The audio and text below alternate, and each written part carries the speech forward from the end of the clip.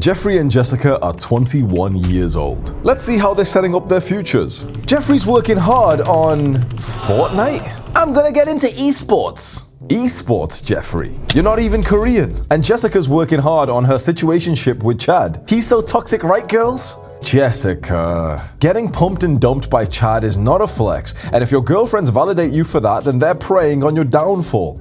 They are not real friends. A few years later, Jeffrey and Jessica are poor, fat, and ugly. Adonis and Anastasia are different. When they were 21, they put in the work. They stayed away from the bad habits that most young people fall for. Adonis worked hard on developing his skills as a hunter. He impressed everyone by taking down the mighty boar. Thanks, Adonis. And Anastasia didn't fall for the feminist propaganda. She kept herself pure for her future husband. When they met, they were perfect for each other. And now they live in a tribe with their loved ones, like-minded friends and family and their children. They live the best life together because they put in the work when they were younger. Jeffrey and Jessica are so jealous, they complain whilst they're at a festival taking drugs, whilst wearing Eat the Rich shirts. When I was 21 years old, I was still a stupid kid. I literally just graduated from university, but turns out university is not as valuable as people make it out to be. And you still have to kind of apply for normal jobs after you get like a shitty degree in psychology. The depression that I was in when I was working like these low-end jobs like customer service, it created this need for something else. And that's when I started to consider entrepreneurship, like building a business, making money online. Becoming an entrepreneur became like the biggest goal for me. And then I started to get so serious in my self-improvement journey with disciplined habits like meditation and journaling and thinking right and reading so that I could improve myself in all areas, make a business so that I don't have to work a shitty 9-to-5 job. And so I did that. I sacrificed some time in my youth where I just went serious in like the disciplined lifestyle. By the time I was 25 years old, I had 500,000 followers. I was making over $20,000 a month. I had a great physique, confidence. I ended up attracting a beautiful girlfriend. And a big reason why I made so much progress so quickly was because I tried to stay away from the 6 bad habits that we're going to talk about today. And every little bit of progress that you make away from these big bad habits, your life will improve significantly. Bad habit number 1, being friends with Jeffrey. So this is for the guys, and for my 2% female audience, being friends with Jessica's. Basically being friends with losers. Now look, best case scenario, you're friends with intelligent, educated, hardworking, disciplined people of good character, of course. That's who we all want to be friends with. The problem is, no offense, those kinds of people probably don't want to be friends with you right now because you're probably just not on that level just yet. Like, think about it. You've made great progress. You're becoming more disciplined. You're still not as consistent as you want to be. But those people are. Those people have been leveling up for years before you even started. They want to be friends with each other. So then we get to this really awkward point, and I guarantee a lot of the people who watch my videos can relate to this, so let me know in the comments if you do. You don't want to be friends with the losers, the Jeffreys and Jessicas, because you know, look, hanging out with people who take drugs, who play video games, who are degenerates, whatever, you already know being friends with losers is a bad thing. You know this. And you also want to be friends with the successful people, the good people, but they're just not really in your life. So you're at this awkward middle where you don't want to be friends with the losers, you want to be friends with the winners, but they don't want to be friends with you. You are here. This is the lonely chapter. So you just have to, honestly, I'm sorry to say this and to be the bearer of bad news, you just have to survive through the lonely chapter. This season of life where you've just got to work hard, be disciplined, so that you can get to the point where you have become like a high value person. You've become successful, you've got great character traits, you've become disciplined. Then the other successful, hardworking people will respect you and want to be friends with you. But there's usually this transition period, this lonely chapter for like 6 to 24 months, where you just have to grit your teeth and just do it alone. And that's tough because social connection is so important. I'm not telling you that you shouldn't have friends. I'm just telling you what you already know. You shouldn't lower your standards for friendship. There will come a day when you have made so much progress that you are like, the muscular guy in the gym. You are the disciplined person at university. And then you will see other people like you, and you won't just crave their friendship. You will see if they meet your standards. You have become one of those hardworking, successful people on the other side. And you'll even notice people who are in their sort of lonely chapter season, kind of like how you are now. You'll notice them wanting to be friends with you, but you'll actually think, actually, I don't want to be friends with that person who still hangs out with the losers every week, who still is like lustful, who's still being a degenerate and partying every now and then. So for now, when you're in this transition period, just stay as sane as you can and just put your head down. Do it alone if you have to. If you happen to have like a friend who's disciplined with you, that's fucking awesome and I'm so happy for you. But if you don't have that, I've had seasons in my life where for months, even like a year, I didn't have like friends in person because I was just grinding on this, and it's painful. It really is. It's lonely. There was videos I made that I never released on YouTube. They were just for me personally. When I was in this chapter myself, I was like really disciplined, meditating for an hour a day, building this business. But I basically had no friends. I just moved back home in COVID, but I didn't want to be friends with the people from high school anymore. So I used to record like these personal development vlogs, which was just like me talking to like my phone and just kind of giving an update every few days of like where I was up to in life. And I would always say like fitness is great, mental health is great, business is great, but my social life is definitely lacking. I just wish I have like a good friend like I did back in like university, friends I could laugh with. And I knew that there was people I could message and could be friends with, but no offense to them, I just didn't want to go back. I didn't want to be friends with people who weren't disciplined at all, who didn't share my values of ambition. And you shouldn't either. You should not lower your standards. You should level yourself up until your standards are met. The second bad habit is dating Jessicas. For men and for women, dating Jeffreys. Basically dating losers. So the first point was like being friends with losers. Now let's talk about our dating lives, our sex lives. So for guys on self-improvement in particular, you go through what I call the self-improvement relationship trap, where basically every 6 months you've leveled up and become more attractive and the tier of woman who's into you gets better. But when you're young, you're still at a fairly low level, which means that you'll get to about 21 years old, 22, whatever, and you'll start to attract more girls than usual.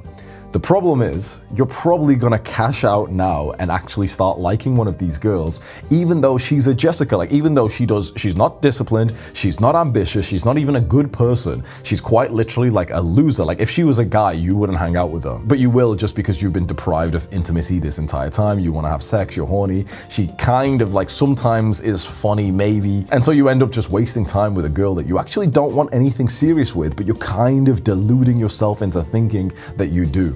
But you don't. You need to be honest to yourself right now and genuinely like vet the people that you're speaking to like on a romantic basis and think, you know what, this is not like my future wife. Like they're actually not high quality people at all. You're often not going to meet someone who's very high quality when you're at like the start of your journey. That's a very rare thing to meet someone like, you know, you're nothing and you meet someone who's amazing. Okay, sure, it can happen, but it's rare. What happens most of the time is that you meet people who are generally at the same level as you. So if you're a young man, you're like 21 years old, you've only been disciplined for like 1 year, 2 years, you're basically at like the lowest point in your life. Getting with a girl right now who's not that high quality, who's into you right now, and you know the better girls aren't into you, and deluding yourself into thinking like, oh yeah, this girl's actually like an 11 out of 10 just because she's the only one who's actually liked you back. You're basically just choosing like instant gratification. And the reason why this is such a problem is because a lot of your mind will be taken up when you date someone who you're not really supposed to be. You'll end up getting into a bunch of arguments. You'll end up spending time with them, but it's not even that fun. Especially if you date a Jessica, one of the things you'll realize is your habits will just start to slide whenever you're with her. For her, she doesn't go to bed early. She scrolls on TikTok, she eats shit food, and when you hang out with her, you will too. But it's interesting because when you're alone, you don't do any of those things. You should be with someone that when you're with them, you become more disciplined. The girl who's right for you, you'll go to bed early with her and you'll wake up early to like go on a hike together. She'll be wearing gym clothes. Like that's the relationship you should have. You should be in a relationship with a girl who's into the gym as much as you. Like there's girls like that. Why are guys like us who are disciplined on self-improvement, who are basically athletes, like we train, we track fucking protein and stuff. Why are guys like us dating girls who aren't even serious in the fucking gym? You should date a girl who's very serious in the gym just like you are. You should date a girl who's built her own business just like you have. And she goes to sleep early and she meditates and she journals. There's girls out there, there's so many girls out there like that, and they want to meet guys who are locked in as well. Why are guys who are locked in dating girls who are locked out? It doesn't make any fucking sense. And the exact same for girls. Like, how annoying is that dynamic that you've heard, that good girls will date guys who are like broke and fucking losers who treat them like trash? Girls need to have standards too and pick guys who are actually serious in life. The third bad habit, and it's a phrase I never want you to say again: thinking about it. When someone says, I'm thinking about it, I always lose respect for them. A few years ago, I was back in the UK and I was coming home from a dentist appointment, so I ordered an Uber. And so I get in the car and the driver is about my age, and he kind of looks a little bit similar to me, but I'm like pretty fucking jacked at this point. I was like 24 years old or something. So we're driving and we're talking about things, and he even talks like I do. Like, there's very similar mannerisms. I see a lot of me in him. We talk about work and entrepreneurship, and I tell him I'm a YouTuber, I make money online. And he says, oh yeah, like I want to do something like that as well. I want to make like a business. Uber is chill, but I want something bigger. And I'm like, oh cool, like what have you tried? And he goes, oh, well, Andrew Tate, he has like this program where you can learn to make money online. And I was like, oh, cool, are you in there? And he goes, no, I'm thinking about it. At that point, I just realized this guy was a fucking pussy. That might sound harsh, but it is true. For your dream business or career, just thinking about it for weeks or months, you're literally just losing your life for no gain. You don't need to think about like starting a business or becoming a YouTuber. You just grab your phone, record a video, and post it. You don't think about it. Oh, I'm thinking about starting this business. No, just go spend 1 hour making it today and you've officially started. But people will think about it for months, for years. Do not be one of these people. Look, if there's anything in your mind that you've been thinking about, like you've wanted to start posting content, no offense, but you should be so embarrassed of yourself. The first YouTube video you post is still gonna be shit.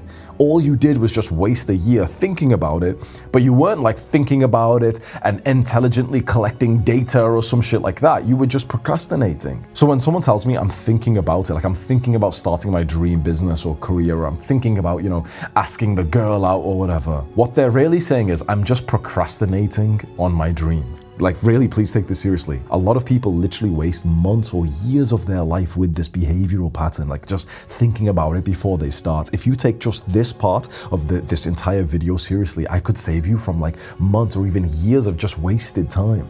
When you start something right away as fast as possible and you realize it's not really enjoyable, it's not really right for you, oh, it's like this, I didn't realize it was like this, and then you stop doing the thing. People will judge you negatively for this because they're like the thinkers, but you're the doer. You'll have a long list of experiences knowing, okay, I like that thing, I didn't like this thing, I like that thing, I didn't like this thing, whereas everyone else is just sat at home in comfort, just procrastinating on their dreams. Don't think about it and just try it as fast as possible and ignore the judgment of the people who are just sitting at the sidelines. I have gotten so much criticism for being a doer, for being a guy who very quickly starts something and very quickly abandons it when I realize it's not right for me. People just hate to see someone do that because I think it kind of offends them. Like to the Jeffries and Jessicas, they'll look at you and it's kind of like funny for them. The people who are chronically online. It's funny for them, see you try something, you're not very good, and then you quit. It's funny for them, because they can't imagine trying something themselves because it's kind of embarrassing to go to the gym on your first day or to go try like this different style of training like CrossFit for one day, realize you don't enjoy it, and then not come back. To them, they'll be like, oh, you're too weak. Oh, you went to like boxing once and you didn't like it. It's because you're a pussy. They'll say this whilst they've never even been to a single session. They've just been thinking about starting it for years. Don't be the thinker. If you take this one piece of advice from my video, I might literally save you for like literally months or even years of just wasted time. The fourth bad habit that a lot of young people do is speaking to your parents like a baby. Here's a picture of Maslow's hierarchy of needs. This is basically the things we need to survive and thrive as human beings. And on the bottom level, it's the fundamental needs like food, water, shelter. Most young people, like teenagers and even 21, 22 years old, you only speak to your parents about this fundamental need. You go downstairs and you see your mother in the kitchen and you say, can you make me some eggs, please? Papa, can you drive me to the school, please? Like, you only speak to them about literally your survival needs. You're still a little goo goo gaga little baby to them. Have you spoke to your parents in like a mature, intelligent way about some of the things on the top levels of the pyramid? Do you have intellectual debates with your family? Do you debate politics and religion and philosophy to your family? You probably don't, right? Most people don't. It's most people have like a bit of a kind of awkward relationship to their parents, especially when you're quite young. But then you wonder why your parents don't treat you with respect. You know what happened when I told my parents I wanted to be a YouTuber? Guess how I did it? I had just been away from home for years. I'd moved out to university. Just before I came back home, I shaved my head bald like it was COVID lockdown. And I had been like, trying to be disciplined, training without the gyms.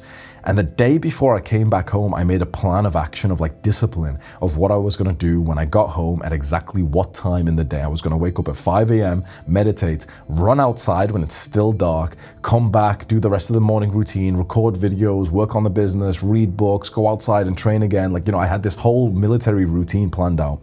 I moved back home and I implement it right away. On one of the first days, I'm doing like push-ups or something, or maybe I was skipping in the back garden.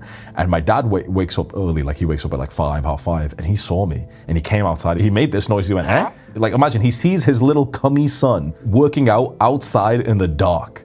And he had this like almost like, that's my son kind of look on his face. And I just told him, oh yeah, I'm just like training. I'm just gonna go inside in a second. Another day around this point, it's raining heavily outside. But it's 11 a.m. That's the time that I go outside for a run. So I go get my shoes on and my mom looks at me. She opens the living room door and she's like, where are you going? It's raining. And I'm like, yeah, it's fine, don't worry. And she's looking at me like, but Hamza, it's raining heavy. And I'm like, yeah, don't worry.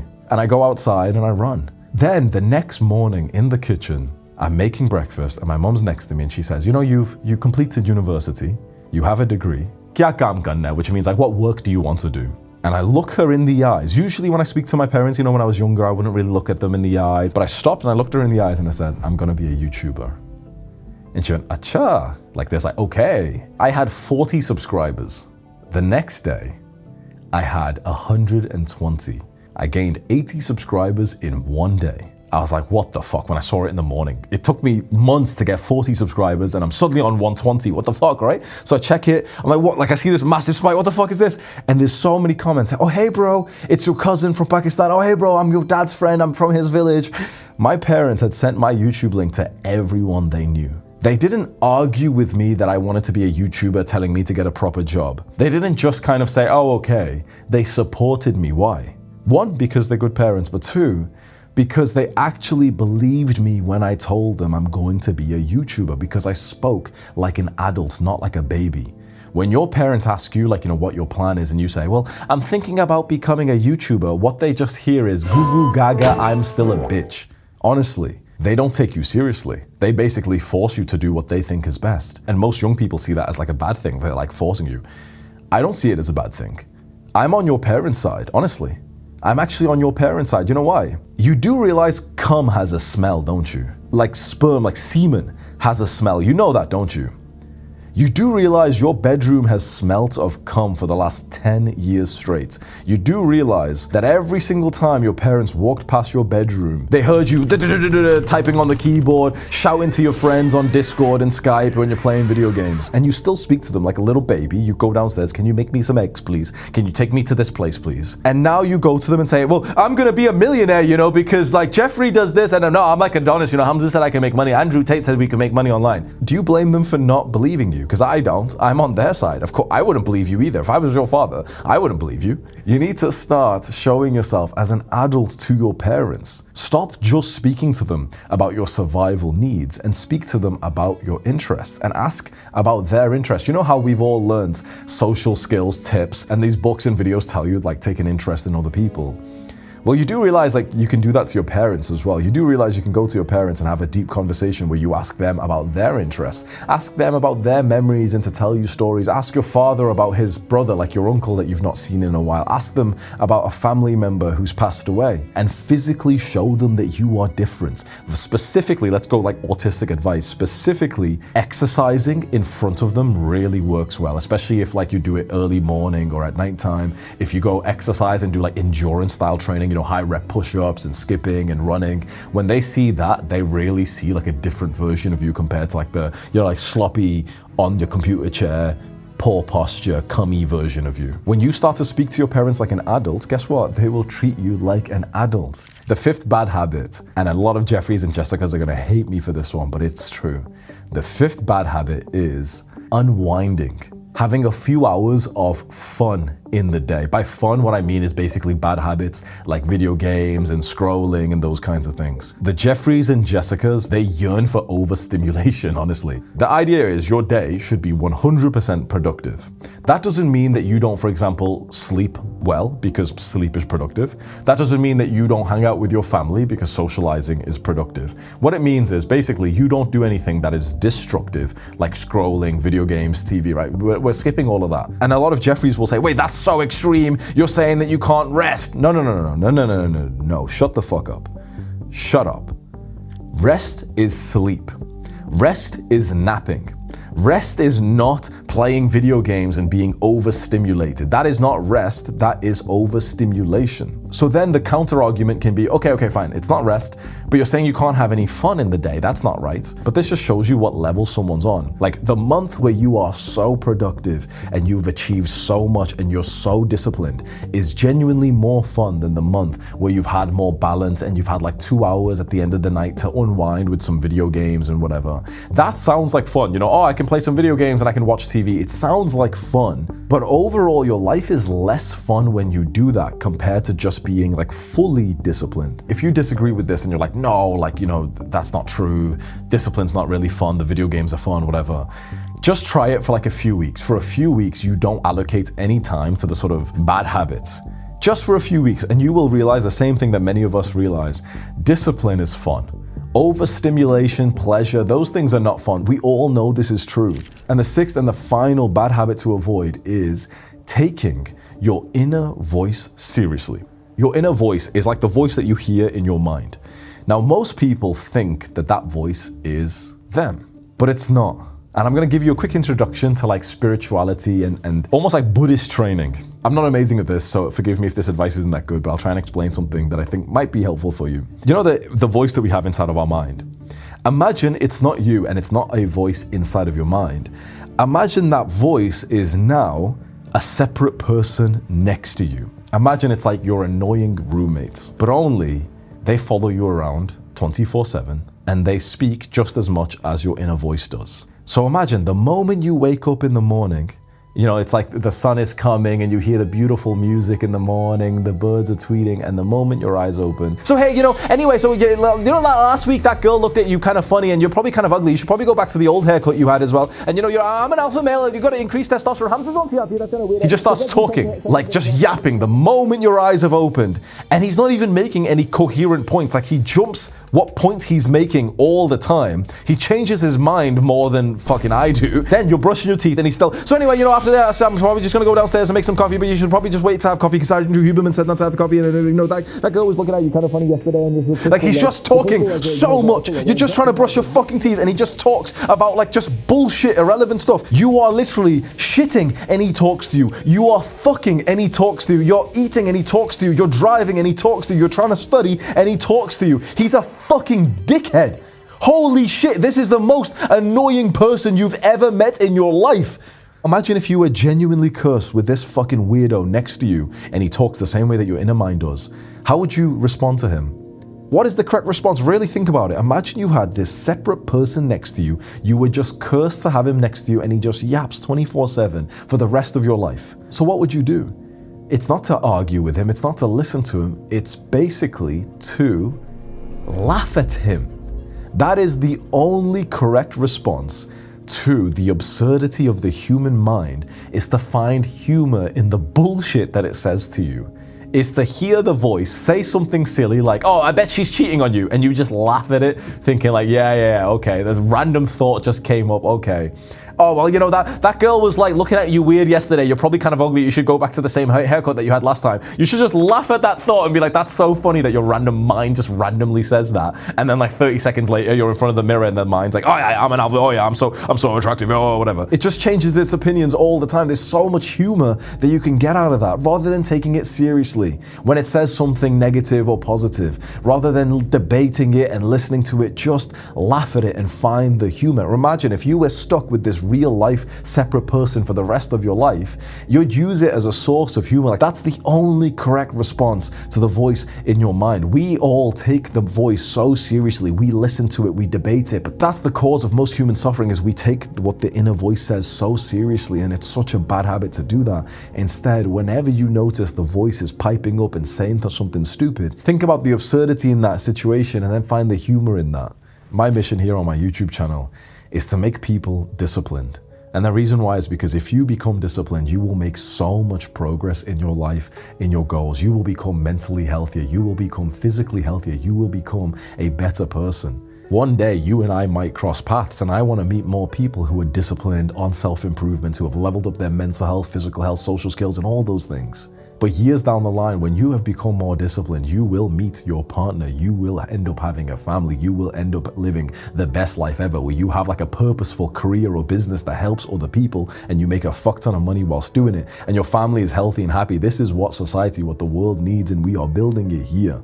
So good on you for being here and choosing to educate yourself today. Because you could go and watch porn, you could go and watch TV, you could go and scroll through social media, Instagram, and look at memes and whatever, but you've chose to be here today to educate yourself because you have a future that's worth building. That future where you're envisioning in your mind, where you have like such a strong, powerful family, it's worth building and it's worth sacrificing for. That's what I'm doing, and I'm on this path alongside you. So thank you for watching my video, because when you click on one of my videos, you're basically boosting my own journey, my family business. And I'm so grateful that you did that today. Do the hard work, especially when you don't feel like it. Mwah. By the way, no pressure, but there's a few links underneath this video that you can check out if you want to have a look at my paid programs. When you trust me enough and you feel like my free content has already changed your life, you can have a look at those.